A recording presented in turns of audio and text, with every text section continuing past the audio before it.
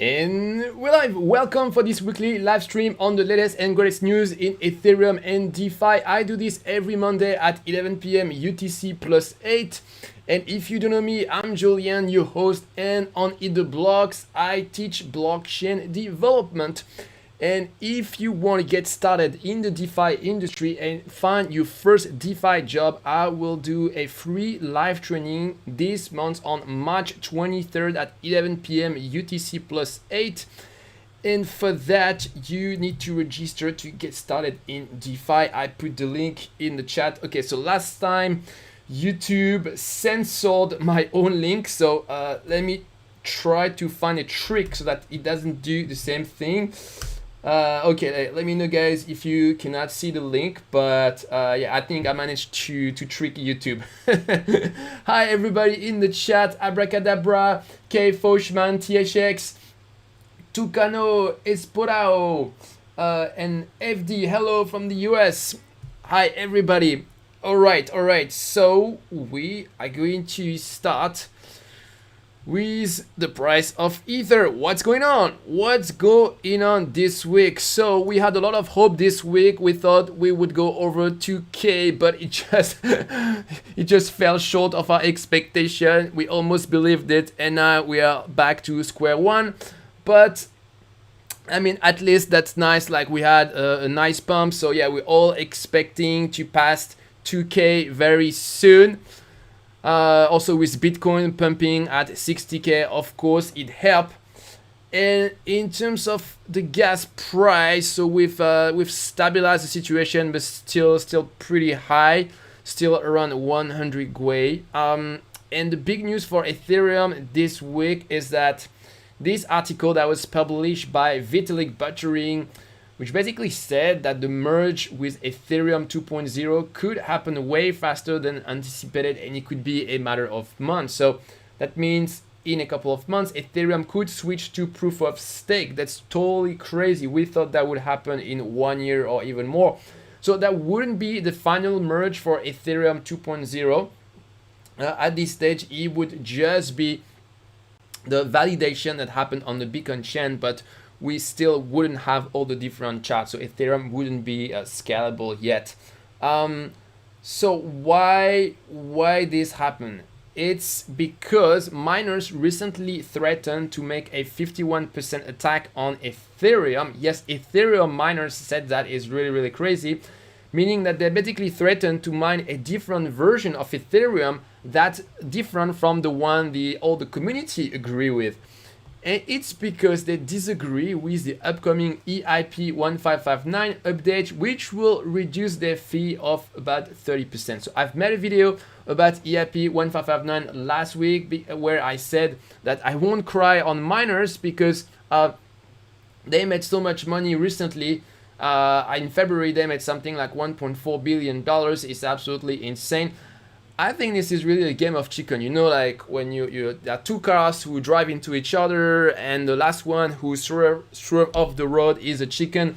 I think the miners can't really afford to play this game because the community has the power, the users have the power. In the end, miners don't want to mine a chain, a coin that has no value. They don't want to be like a Bitcoin Cash. So they can say whatever they want, but I think they will surrender at the very last moment. White flag, you will see. But in any case, I think this is actually, I love how the Ethereum community managed to turn it into something positive by making this merge with Ethereum 2.0 faster. So it could actually be bullish for the price of Ether.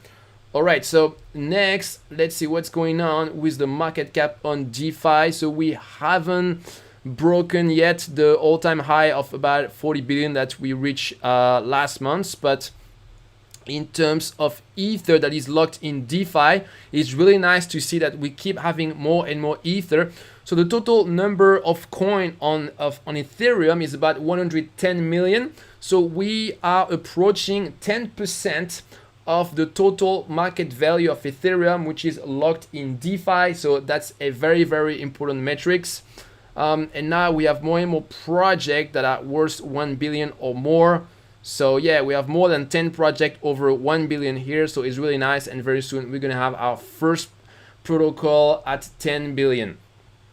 All right, so then let's talk a little bit of the rate this week. So it's pretty boring, except for DAI, 15% on AVE, 10% on DYDX, USDC 8% DYDX, but yeah, Tether company is pretty boring. Yeah, nothing crazy on the rate this week. And for the price of the DeFi token, so we have a lot of green and not a lot of red, so it's a really good week. Let's see, what do we have here? The Keeper network, 60%. What else do we have? Balancer, who is doing really well, 30%. Acropolis here, 30%. And how about the loser? Who is losing this week?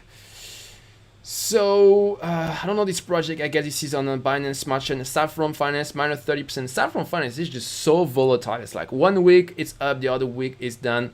Yeah, Trust Swap here minus 30% almost. Creep Finance. Uni is down. Oh man, I want to buy some Uni. So maybe a nice entry point here. All right. Next, I found this interesting comparison on Twitter. So the whole of DeFi is currently valued at 85 billion, but this is to be compared with $100 billion for Coinbase, and it really doesn't make any sense because either Coinbase is overvalued or DeFi is undervalued or both, but this really shows you the upside potential we have for DeFi. DeFi was many times Coinbase. Then I really enjoyed this article, the case for a $100 sushi. It's an interesting analysis that show you that sushi should be worth $100. And it's kind of funny because I was just thinking that sushi was an interesting coin last week. It's basically the more decentralized version of Uniswap, but without VC, only governed by the community. It had a rough start last year. With the drama with one of the founder who took all the money and after who brought it back, but it got better in the meantime, and now it started to be more respected in the DeFi community, and now its market cap is still quite low, especially when you compare it to Uniswap. And in the last 30 days, it only increased of 22%. Which is considered low in this crazy DeFi bull market. So personally, I see a lot of potential in the sushi token, and I'm pretty interested in filling my bags with some sushi. Then we gonna talk of specific news about DeFi project. We're gonna start with Argent. So Argent, which is one of the most popular DeFi wallets, announced a plan to move to an L2 chain. So since Argent is a wallet, they should support as many L2 chain as possible, and long term it's their plan, but in the short term they will focus on L2 chain that use what we call ZK rollup. So there are several technology for L2 chain, and ZK rollup is one of them. And specifically, Argent is going to focus on an L2 project which is called ZK Sync. And they motivate the choice by saying that ZK Sync has been live for months with a low transaction cost and fast finality. So yeah, I've seen a couple of projects who announced that will go on ZK Sync. And one interesting technical detail is that ZK Sync use a programming language called Zinc. So, and they have a nice documentation. So if ZK Sync start to be popular, it might be interesting to check out this Zinc language.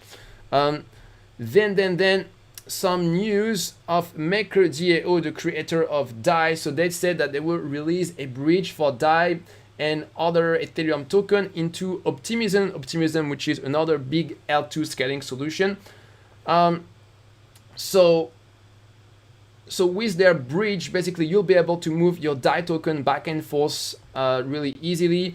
Currently, Optimism requires a 7-day lockup period when you withdraw your token back to Ethereum.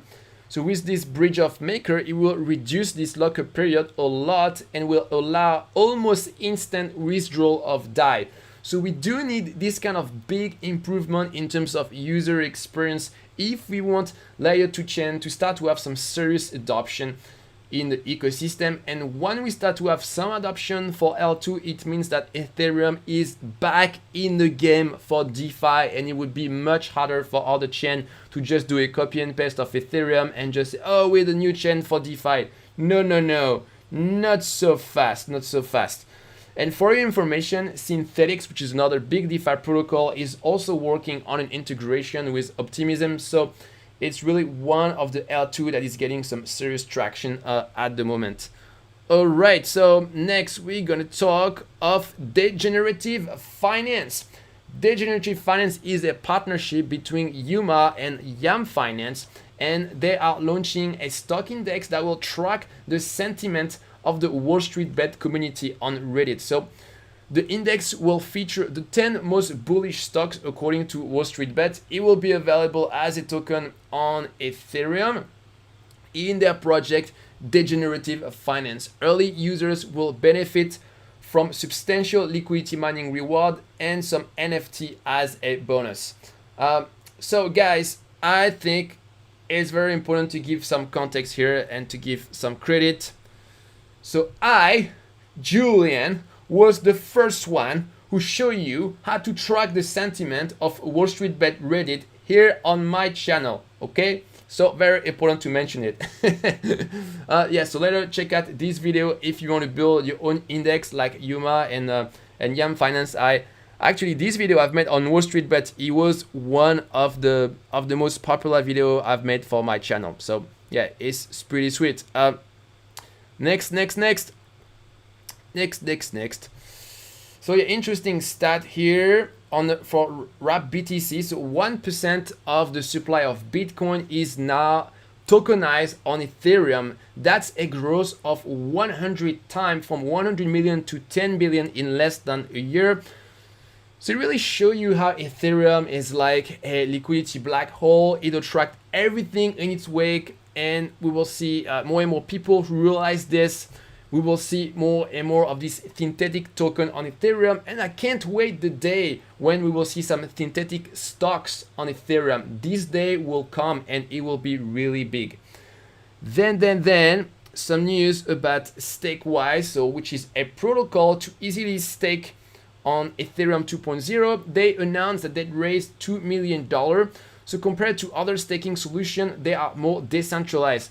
They are governed by a DAO, and they have some tokenomics with their SWISE token that basically is used for governance and that also share the staking profit. That's interesting because you stake on ETH2, but the problem is you have to wait before you can use your ETH2 Ether. But with the system, you can start to enjoy your staking profit right away. So I think this is something very, very useful. Then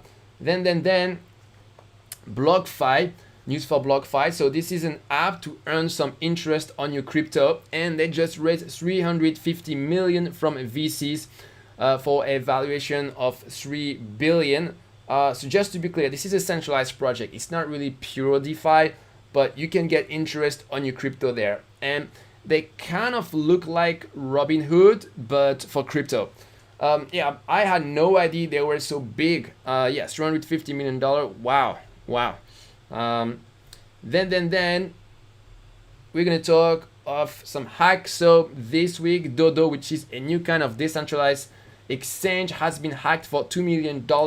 It was done using a fake token attack. I never heard of this before. You know, it's what is funny with hackers. Like every week you get a new hacking technique. So once again, a flash loan was involved. Then another hack for Roll. So who was hacked for 6 million. So their hot wallet, which has $10 million, was hacked. So if you never heard of a hot wallet, this is based. So usually crypto projects that are centralized have a system where they have two wallets: a cold wallet, which is not connected to the internet, where you store most of the user fund, and a hot wallet, which is connected to the internet, where you have less user fund, but this is like a buffer that you need to have in order for your operation. And so Roll is a project to help creators to monetize their audience by creating their own coin. It's not NFT, it's different. It was created a few years ago, before the whole NFT thing happened. Yeah, and so they announced that they will provide $500,000 compensation for the hack, but I really fall short of the $6 million that were stolen. Then we're gonna talk of NFT with Beeple. So the most expensive NFT sale of all time happened with $69 million. It's also the third highest sale of an art piece by a living artist. It happened last week at an auction of Christie's, and this $69 million will be paid in Ether. So it was a collage of five. Let me see, where do I have the, oh yeah, I have it here. This is a collage of 5,000 digital creation, and the artist is called Beeple, which is an American artist that we started to see a lot in NFT. He already made the news with like some big NFT sale, but this time it was really crazy. And so the buyer is anonymous and goes by the name of MetaKovan. I love this name, it's very CryptoPunk. So MetaKovan is an NFT whale who already bought a lot of NFTs before and is the backer of MetaPurse, a fund that collects NFT to put on display in a virtual museum. It's a really interesting concept. The website of Metaverse described MetaKovan, the buyer, as an entrepreneur, a coder, an angel investor in the blockchain technology. A coder in blockchain? Could it be me? I wish. I wish. All right, so then we're gonna talk of NBA Top Shot. So NBA Top Shot is one of the top NFT projects. Even my roommate bought an NFT Top Shot. So, I mean, this thing is really going mainstream. So last week, users complained of some delay to withdraw their funds. And one user in particular got blocked because he tried to withdraw his funds too many times. A super weird incident. So he took it to Twitter and started to question whether NBA Top Shot was solvent or not. So Dapper Labs, which is the company that manages NBA Top Shot, responded and they finally unlocked his account. And if you never heard of Dapper Labs, so they are the creators of CryptoKitties, which is one of the first blockchain game who became really popular in 2018.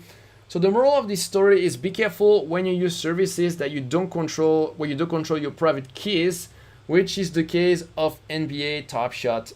Yeah, not very good. Then still in NFT, so Lindsay Lohan, the famous American actress, is selling some NFT. Do I have an NFT somewhere? Yes, here. Yeah, so it's not the level of Beeple, huh? It's not the same level. And currently the highest bid is $16,000. That's it. It's not even $1 million. Wow, so cheap. All right, so next NFT, Taco Bell, the famous restaurant in the US, released their own NFT with mixed reaction on Twitter, very mixed reaction. So I can see NFT being popular to finance artists, but for super big companies, I don't think it's as appealing really. But yeah, nice try, Taco Bell, nice try. All right, so next, we're gonna talk of regulation with Bill 38. So Bill 38 was introduced in January to give company status to DAOs. It just passed another big step, but it still has a long way before it becomes a law. So this is really groundbreaking. This is really where crypto meets the real world. So that would mean that creating a legal company would be as simple as creating a DAO on Ethereum. And that probably means we need to make the company status evolve, because maybe in this DAO you don't really have a CEO. So that means, yeah, we really need to innovate and on the definition of what is a company. And I feel like it's almost too good to be true. So I'm super excited to know what's going to happen with this bill, because it could set an amazing precedent and other states could start to copy this. Next. News from the IRS. So we're gonna talk of Operation Hidden Treasure, and it's not the latest James Bond movie. It's an operation launched by the IRS to make sure you pay tax on your crypto. They are training the agents to detect tax fraud with crypto. So Caroline Schenk, which is National Fraud Counsel in the IRS office, said these transactions are not anonymous. We see you. Wow, these guys are serious. So if you're American, make sure you understand the reporting requirements if you deal with crypto. All right, Next.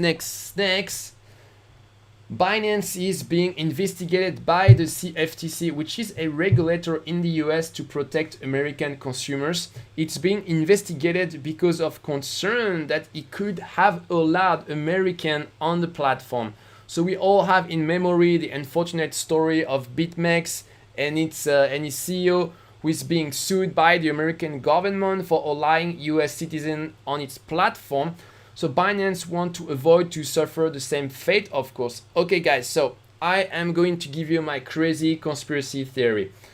So a couple of weeks ago, I watched this documentary of this ex-executive of Alstom, which is a big French company. So this guy explained how he was arrested in the US for bogus charges in order to force Alstom, his company, to sell to part of his activity to General Motors, and this happened a couple of years ago. And so this ex-executive, he accuses the US of conducting an economic warfare against other countries, including its ally, where they find some bullish reason to sue some executive or CEO of foreign company when they want to force them to sell their company to American companies. And so Coinbase is going to IPO very soon. So they're going to have a lot of money. And so with the IPO money, could it be that Coinbase would want to buy Binance? Because Binance is really the biggest competitor of Coinbase.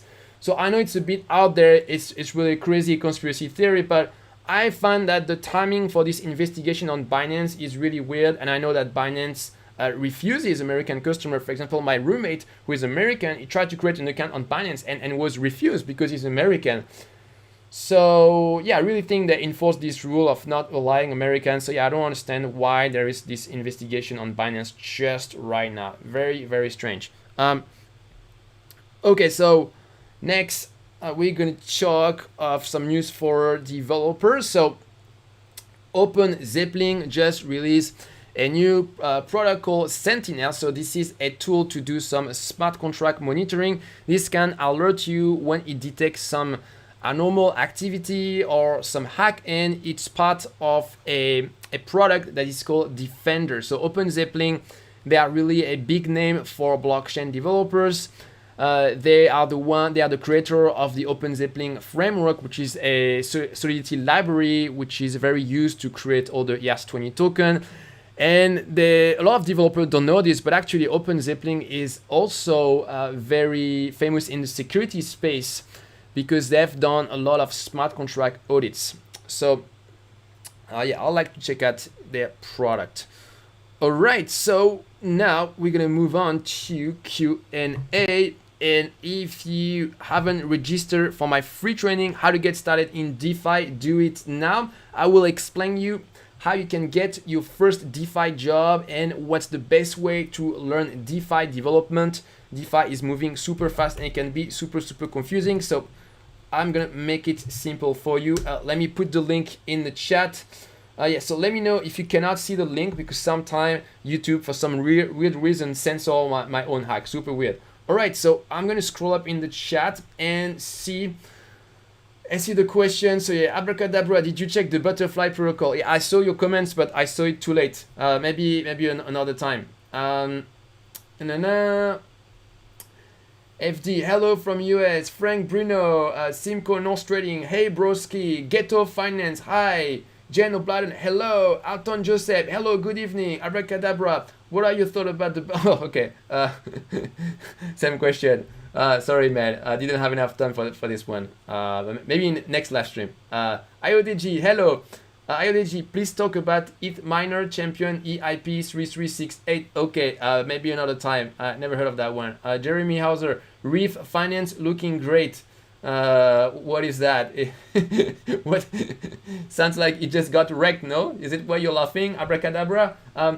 OJ Clips, ramen for biggest yield farm. Want to hire Edo blocks for project? Contact. I'm too busy, but if you want, I can put you in touch with other blockchain dev.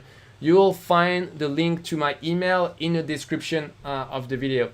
Abracadabra, question for Julian. Do you think the 51% attack is a real threat? No. Like I said, I think this is a just a chicken game. I think the miners don't really have the mean to enforce their threat, because if they decide to fork off the network of Ethereum, their version of Ethereum will be Ethereum Cash. So that will be like Bitcoin Cash. It will have no value. So of course they don't want to spend real money to mine like a coin that nobody wants. And in any case, I think we might switch to proof of stake very fast because of this. So yes, somehow I do think that their reaction could be a good thing for the Ethereum community. Let me see. Eski, I don't know how to pronounce this. Eski, RTVRED. Oh my god, it's so hard to say. Whoa, the butterfly protocol is insane. I'm reading about that now. Shame on me, I missed that, but the price is super slow. I'm buying. Okay, well, gotta check this butterfly protocol. I like the name. Osawin, thank you from Thailand. Hey, Batman, what's up everyone? Hope everyone is doing well. Yes, no one. It's also on Mainnet. Not sure what is it about. Abracadabra, gun fact about butterfly protocol. You can buy web domain forever with NFT crypto, and you can sell the domain with full access. I mean, no, wait a second. You make me doubt now. I think I did an interview on butterfly protocol. Yeah, you guys, like, check my channel. I'm pretty sure I did an interview on them. Yeah. Then Abracadabra. PancakeSwap was hacked recently. Really? Oh my god, did it just happen? I could have missed this news. Man, this is really big news. Okay, well, that really sucked. No one. I know at least 10 crypto tube that are from the US and they trade live on Binance, for example, Crypto Zombie. Really? I mean, I guess there are ways you can circumvent the system if you use a VPN, if you make a false declaration. But I don't think we can blame Binance for being fooled by some people. We could only accuse them if really there is a large history of them allowing American people without doing any check. But it feels like they're actually doing checks. K. Foshman, do you think that Ped network hack was from the team? I have no idea. So it's super hard to say. Anupam, subscribe. Yes, one more sub. Yeah. K. Foshman, sorry if you talk about it earlier. I missed the middle of the show. Yeah, you can go back after. You can move the playhead. Abracadabra said Ped was inside job. Yes, maybe. Harper Rhodes, question: what would be a current problem in the blockchain space that a new developer could look to contribute towards solving? Right now, one of the big things is try to do cross-chain DeFi protocol. So a DeFi protocol that integrate between different blockchains. So yeah, if you could build a tool that help to do this. That'd be interesting. Of course, you get the scaling problem with so on Ethereum, you could work either on Ethereum 2.0 or on a layer 2 scaling solution. But that's pretty hardcore. Yeah, so scaling is a very big problem, but also very hardcore. It's not for beginners. Flavio Chicho, hey, K. Foshman. Also, I have another question. I saw a transaction on Ethereum coming from a miner with zero fees. You mean a miner that paid? But I mean, miner can do whatever they want, so they can include their own transaction with zero fee. If this transaction just make them money, they don't care about paying fee to themselves. Anupam Kuma, should I learn Rust for Solana? Is there any market for that, or learning Solidity and ETH is enough for future? All right, so if you're a beginner, don't look at other blockchain. Focus on Ethereum because this is basically the standard in the blockchain space. You have Ethereum, the blockchain, the network, but you also have many other copycat like Binance Smart Chain that uses Ethereum as well. So you start with this. You stay focused on this for at least 6 months, and then once you start to feel comfortable, then maybe you can start to look at other blockchain, but start with Ethereum. Tucana Esporao, question: Uni token market cap way higher than its total value locked. Seems like with so much competition in DEXs, it's overvalued. Does that make sense? I checked out the market cap recently, and no, I I do think that Uniswap is really one of the precursors. They basically invented the model of the liquidity pool with the automated market maker, and I do think it's going to be one of the biggest decentralized exchange in the future. So for me, I still think that Uni is very undervalued. I think it's going to continue to blow up. So no, I'm super bullish on Uni. Yeah. Dmitry Fotesco just had a couple of interviews. Solidity interview for mid engineer would be great to have. Upcodes, programming problem like rolling payout, etc. I'm going to release a course on advanced Solidity. Should be in the next few months. But if you want, on my channel, I have a video for Solidity for blockchain interview. So you can search this. Flavio Cisco, you did have an interview with the chief architect of Butterfly Protocol. Yeah. I mean, I don't know. I'm losing my mind. Of course. Yeah. No. I think this is a great problem. Like they are like super focused on what they're doing. Basically buying a domain name in a decentralized way, and I think with what they're doing is super important because in the coming era of big tech censorship. The next step of censorship is censorship at the DNS level, where if you're not approved by if you're not approved by the system, quote unquote, they're gonna deny you your DNS at some point. So we do need, I think, a decentralized DNS system. Yes.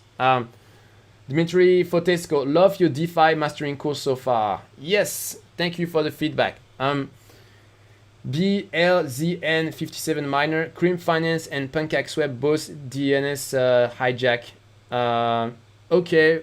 I guess that just happened because I just did my research for blockchain news today. I didn't see this. Okay, so I guess I mean that's terrible. That's one of the worst kind of hack because this is basically a hack from the front end. So the smart contract itself, there are no bugs, but people they use this fake front end that sends a fake transaction. It doesn't actually send a transaction to the real smart contract of PancakeSwap or Cream Finance. It just does something totally different.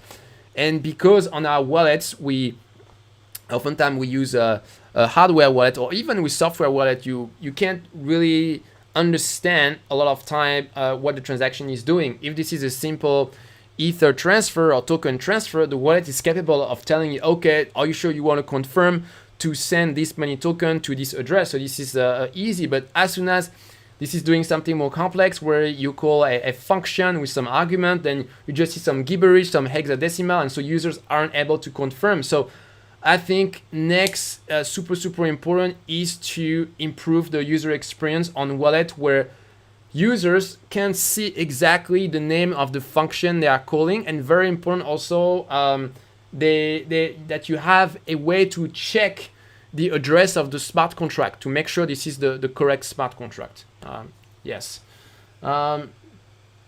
Abracadabra, if PancakeSwap use Butterfly Protocol, wouldn't be DNS hacked. I mean, if this is controlled with a private key, it'll be almost impossible to do it.